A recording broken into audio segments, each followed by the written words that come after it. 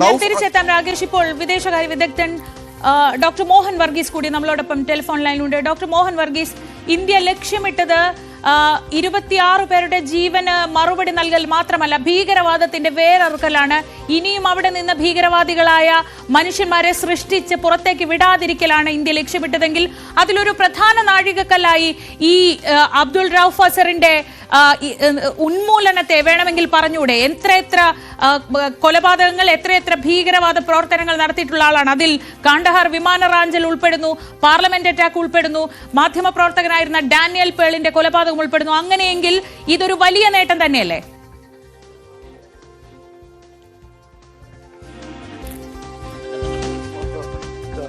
മൗലാന മസൂദ് അസറിന്റെ പ്രിയപ്പെട്ട സഹോദരൻ കാണ്ഡഹാർ വിമാന റാഞ്ചലിന്റെ പിന്നിലെ ബുദ്ധി കേന്ദ്രം ഇന്ന് കാലയവനയ്ക്കുള്ളിൽ മറിഞ്ഞിരിക്കുന്നു. കാരണം ഇന്നലെ വന്ന റിപ്പോർട്ടുകൾ അനുസരിച്ച് റൌഫ് അസറിന്റെ പേര് അതിനകത്ത് ഉണ്ടായിരുന്നില്ല.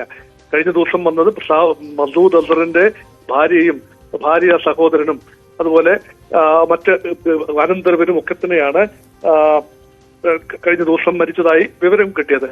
പക്ഷേ ഇപ്പോഴത്തെ വിവരം വന്നിരിക്കുന്നു, റൌഫ് അസർ അതായത് ത്രിഭുവൻ വിമാനത്താവളത്തിൽ നിന്ന്, കാഠ്മണ്ഡുവിലെ ത്രിഭുവൻ വിമാനത്താവളത്തിൽ നിന്ന് ഇന്ത്യൻ എയർലൈൻസിന് വിമാനം റാഞ്ചി അഫ്ഗാനിസ്ഥാനിലെ കാണ്ഡഹാറിൽ ഇറക്കി വിലപേശൽ നടത്തി ഇന്ത്യ തടവിലാക്കിയിരുന്ന മസൂദ് അസർ ഉൾപ്പെടെയുള്ള ഭീകരന്മാരുടെ മോചനത്തിന് പ്രധാനമായും ചുക്കാൻ പിടിച്ചത് മസൂദ് അസറിന്റെ സഹോദരനായ റൌഫ് അസറാണ്. അപ്പൊ റൌഫ് അസറിനെ ഏറെ വിലയിട്ടിരുന്ന തലയാണ് റൌഫ് അസറിന്റെ എന്ന് ഓർക്കുക.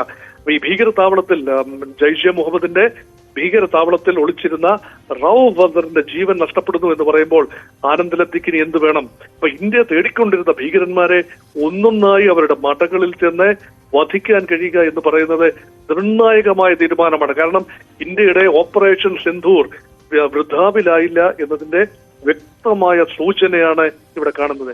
യഥാർത്ഥത്തിൽ ഇന്ത്യയുടെ ഒരു നിർണായകമായ ഒരു നീക്കമായിട്ട് കാണാം. കാരണം വർഷങ്ങളായി തുടർന്ന ഒരു തയ്യാറെടുപ്പുകൾ, ആ തയ്യാറെടുപ്പുകളുടെ പരിണത ഫലമാണ് ഇപ്പോൾ ഒരു പെട്ടെന്നൊരു ആക്രമണം ഉണ്ടായതിനുള്ള മറുപടി എന്ന നിലയിലാണ് ഓപ്പറേഷൻ സിന്ധൂർ ചിട്ടപ്പെടുത്തിയതെങ്കിൽ പോലും പ്രകോപനം എന്ന് പറയുന്നത് വർഷങ്ങളായി, 30 വർഷത്തിലധികമായി, ഇപ്പൊ പാർലമെന്റ് അറ്റാക്ക് സംഭവിച്ചിട്ട് 30 വർഷത്തിലധികമായി, 2001 നടന്നതാണ്, 27 വർഷം കഴിഞ്ഞിരിക്കുന്നു. അത്രയും കാലമായി ഉള്ള കണക്കുകൾ ഒന്നൊന്നായി തീർക്കേണ്ടതുണ്ട്. അതുകൊണ്ടാണ് ജയ്ഷെ മുഹമ്മദിന്റെയും ഹിസ്ബുൾ മുജാഹിദ്ദീന്റെയും ലഷ്കർ ഇ തൊയ്ബയുടെയും കേന്ദ്രങ്ങൾ തിരഞ്ഞുപിടിച്ച് ആക്രമിച്ചത്. Parliament attack, Jammu and Kashmir നിയമസഭയിലേക്കുള്ള അറ്റാക്ക്, മുംബൈ ഭീകരാക്രമണം ലഷ്കർ ഇ തൊയ്ബയുടെയാണ്, പുൽവാമ ആക്രമണം എന്ന് വേണ്ട അനവധി ആക്രമണങ്ങളിൽ പങ്കെടുത്ത ഭീകരരെ അവരുടെ കേന്ദ്രങ്ങളിൽ ചെന്ന് ഒരൊറ്റ ഓപ്പറേഷനിലൂടെ തകർക്കാൻ കഴിയുമ്പോൾ ലോകരാജ്യങ്ങളുടെ ഇന്ത്യയുടെ ഒരു തലയെടുപ്പ് കുറച്ചുകൂടി ശക്തമായി നിൽക്കുകയാണ്. അതുകൊണ്ട് ഇന്ത്യക്ക് മറുപടി കൊടുക്കാനാവും. അമേരിക്കയും ഇസ്രയേലും ഒക്കെ മുൻകാലങ്ങളിൽ ചെയ്തിരുന്നത് പോലെ സമാനമായ രീതിയിൽ ശത്രുവിന്റെ മടയിൽ ചെന്ന് ആക്രമിക്കാൻ കഴിയും എന്നതിന്റെ വ്യക്തമായ സൂചനയായി ഈ ആക്രമണത്തെ കണ്ടെത്താനാവും. അതുകൊണ്ട് ബാലൻസ് ഷീറ്റ് എവിടെ എന്ന് പ്രതിപക്ഷം ചോദിക്കുമ്പോൾ, രാജ്യം ചോദിക്കുമ്പോൾ, ലോകം ചോദിക്കുമ്പോൾ ഇതാ ബാലൻസ് ഷീറ്റ്. തെളിവുകൾ എവിടെയെന്ന് ചോദിക്കുമ്പോൾ ഇതാ തെളിവുകൾ. വ്യക്തമായി ഡാനിയൽ പേളിന്റെ കൊലയ്ക്ക് പിന്നിൽ പ്രവർത്തിച്ച ആളുകൾ, വിമാന റാഞ്ചലിന്റെ പിന്നിൽ പ്രവർത്തിച്ചയാൾ, ഇതെല്ലാം ഉള്ള ട്രാക്ക് റെക്കോർഡുള്ള റൌഫ് അസർ ഇപ്പോൾ ചരിത്രമായി മാറിയിരിക്കുന്നു. തീർച്ചയായും ഇന്ത്യക്ക് അഭിമാന നിമിഷങ്ങൾ തന്നെയാണ്. ഒപ്പം സർ, ശ്രദ്ധിക്കേണ്ട ഒരു കാര്യം, ഒരുപക്ഷെ ഒരു കാലം കാത്തുവെച്ച ഒരു കാവ്യനീതി കൂടി ഇതിലുണ്ട്. ഞങ്ങൾ ഇപ്പോൾ അത് പറയുകയായിരുന്നു. അതായത് കാണ്ഡഹാർ വിമാന റാഞ്ചലിൽ മീഡിയേഷന് പോയ സംഘത്തിൽ ഉണ്ടായ ഒരാളാണ് അജിത് ഡോവൽ. അന്ന് ഒരുപാട് പഴി കേൾക്കേണ്ടി വന്നു. ഒരുപക്ഷെ രാജ്യത്തിന്റെ ചരിത്രത്തിൽ തന്നെ ഏറ്റവും വലിയ നാണക്കേടായൊക്കെ കാണ്ഡഹാർ വിമാന റാഞ്ചലിനെയും അന്ന് ഇവരെ വിട്ടുകൊടുത്തതിനെയും ഒക്കെ പറയാറുണ്ട്. അങ്ങനെയെങ്കിൽ അതിനു പിന്നിൽ പ്രവർത്തിച്ചയാളെ പൂട്ടാൻ ഒരു ചരിത്ര നിയോഗം ഒരുപക്ഷെ അജിത് ഡോവലിന് തന്നെ കിട്ടി. അതില്ലായ്മ ചെയ്യാൻ ഒരു നിയോഗം കിട്ടി എന്ന് വേണമെങ്കിൽ നമുക്കൊരു ആലങ്കാരികമായി പറയാം, അല്ലേ? അതെ, കാവ്യനീതി എന്ന വാക്ക് തന്നെയാണ് അവിടെ ചേരുന്നത്. അജിത് ഡോവൽ അന്ന് വളരെ ചെറുപ്പമായിരുന്നു. 2001 വളരെ ചെറുപ്പമായി, 2000 വളരെ ചെറുപ്പമായിരുന്ന അജിത് ഡോവൽ ഇതിന്റെ പേരിൽ കേട്ട പഴി ചില്ലറയല്ല. പിന്നീട് പടിപടിയായി ഉയർന്ന് ഇന്ത്യയുടെ ഇന്റലിജൻസ് സംവിധാനത്തിന് തലപ്പത്തെത്തുകയും ദേശീയ സുരക്ഷാ ഉപദേഷ്ടാവായി സ്തുത്യർഹമായ രീതിയിൽ സേവനമനുഷ്ഠിക്കുകയും ചെയ്യുന്ന അജിത് ഡോവലിന്റെ വിഖ്യാതമായ ബുദ്ധിയും ഓപ്പറേഷണൽ സ്കില്ലുമാണ് യഥാർത്ഥത്തിൽ ഇന്ത്യയുടെ വിദേശ നയ രീതികളെ തന്നെ മാറ്റിമറിച്ചത്. അജിത് ഡോവലിന്റെ നിർണായകമായ ഈ റോളാണ്.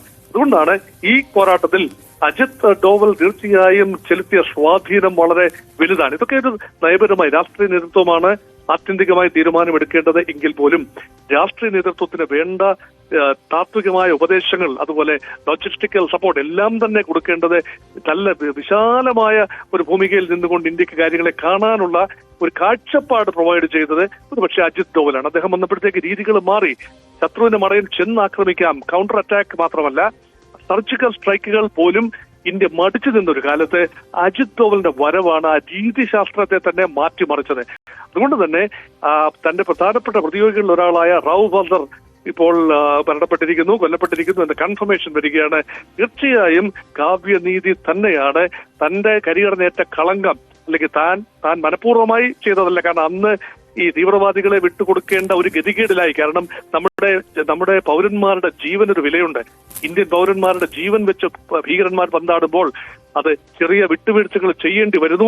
അല്ലായെങ്കിൽ ആ വിമാനം ബോംബ് വെച്ച് തകർത്തിരുന്നുവെങ്കിൽ പിന്നെ രാജ്യം അഭിമുഖീകരിക്കുന്ന വിപത്ത് നമുക്ക് ആലോചിക്കാമായിരുന്നു. അതുകൊണ്ട് അന്ന് നഷ്ടപ്പെട്ടു എന്ന് കരുതുന്നത് ശരിയല്ല. അന്ന് വലിയ ഒരു കൺസെഷൻ ചെയ്തു കൊടുത്തപ്പോൾ മുതലും പലിശയും സഹിതം ജീവൻ എടുക്കുന്ന അതാരാണോ ഇതിന്റെ പിന്നിലെ ബുദ്ധികേന്ദ്രം, ആ ബുദ്ധികേന്ദ്രത്തിന്റെ ജീവൻ എടുക്കാൻ തന്റെ സംവിധാനത്തിന് കഴിഞ്ഞു എന്ന്, താൻ തന്നെ നേതൃത്വം കൊടുക്കുന്ന ദേശീയ സുരക്ഷാ സംവിധാനത്തിന് കഴിഞ്ഞു എന്ന് അജിത് ഡോവലിന് തീർച്ചയായും അഭിമാനിക്കാൻ സാധിക്കും. മറ്റൊരു പ്രധാനപ്പെട്ട കാര്യം, ഇങ്ങനെ ഒരു ആക്രമണത്തിന് മുതിരുമ്പോൾ ഇന്ത്യക്ക് ഉറപ്പായും ലോകരാജ്യങ്ങളുടെ ഒക്കെ പിന്തുണയുണ്ട്. അപ്പോൾ പോലും നമുക്ക് മുന്നിൽ വെക്കേണ്ടിയിരുന്നത് തെളിവുകളായിരുന്നു. ഐക്യരാഷ്ട്രസഭ ഉൾപ്പെടെയുള്ള ഇടങ്ങളിൽ നമുക്ക് തെളിവുകൾ വെക്കേണ്ടതുണ്ട്. ഇത് 26 പേരുടെ ജീവൻ എടുത്തതിന് മറുപടി എന്നതിനപ്പുറത്തേക്ക് ഇന്ത്യക്ക് ഒരു വലിയ ലക്ഷ്യമുണ്ട്.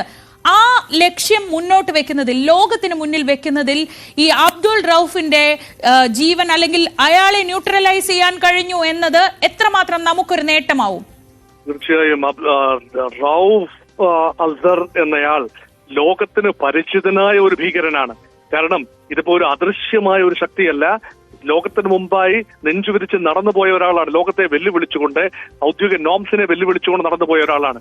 അതുകൊണ്ട് അദ്ദേഹത്തിന്റെ സാന്നിധ്യം സ്ഥിരീകരിക്കപ്പെടുമ്പോൾ ഇന്ത്യൻ ആക്രമണത്തിൽ ജയ്ഷെ മുഹമ്മദിന്റെ കേന്ദ്രത്തിൽ ആക്രമണം നടത്തി റൌഫ് ഉൾപ്പെടെ മരണപ്പെടുമ്പോൾ ഇതാ ഒരു തെളിവ്. ഞങ്ങൾ വെറുതെ എവിടെയെങ്കിലും ചെന്നൊരു ബോംബിട്ടതല്ല, ഇന്ത്യയുടെ ജനങ്ങളുടെ വലിയ രൂപത്തിലുള്ള ആവേശം മുതലെടുക്കാനായി അല്ലെങ്കിൽ ശമിപ്പിക്കാനായി ഏതെങ്കിലും ഒരു നേർച്ച പോലെ എവിടെയെങ്കിലും കൊണ്ട് ബോംബിട്ടതല്ല, മറിച്ച് കൃത്യമായ വ്യക്തമായ ഭീകരരെ ടാർഗറ്റ് ചെയ്ത് ബോംബ് ചെയ്തതാണ് എന്ന് ലോകത്തോട് പറയാനൊക്കുന്ന ഏറ്റവും നിർണായകമായ തെളിവുകളിൽ ഒന്നാണ് തീർച്ചയായും റൌഫിന്റെ മരണം എന്ന് കൃത്യമായി പറയാൻ സാധിക്കും. അത് മാത്രമല്ല, കഴിഞ്ഞ ദിവസം 2 വ്യോമിക സിംഗും സോഫിയ ഖുറൈഷിയും നടത്തിയ 2 വനിതാ ഓഫീസർമാർ, സൈന്യത്തിലെ വ്യോമസേനയിലെയും കരസേനയിലെയും 2 ഉന്നത വനിതാ ഉദ്യോഗസ്ഥകൾ നടത്തിയ പത്രസമ്മേളനവും അല്ലെങ്കിൽ ലോകത്തോടായി പറയുമ്പോൾ യഥാർത്ഥത്തിൽ വളരെ പ്രതീകാത്മകമായി എന്നാൽ ശക്തമായി സ്ഥിതിവിവരക്കണക്കുകളുടെ തെളിവുകളുടെ സഹായത്തോടുകൂടി ഇന്ത്യക്കാരോട് മാത്രമല്ല, നമ്മുടെ പൗരന്മാരോട് മാത്രമല്ല, ലോകത്തോടായി പറഞ്ഞ കാര്യങ്ങളാണ്. അതുകൊണ്ട് തീർച്ചയായും ഇന്ത്യയുടെ ഭീകരവിരുദ്ധ നീക്കങ്ങൾക്ക് വൻ ക്രെഡിബിലിറ്റിയാണ് ലഭിച്ചുകൊണ്ടിരിക്കുന്നത് എന്ന് നിസ്സംശയം പറയാവുന്നതേ ഉള്ളൂ.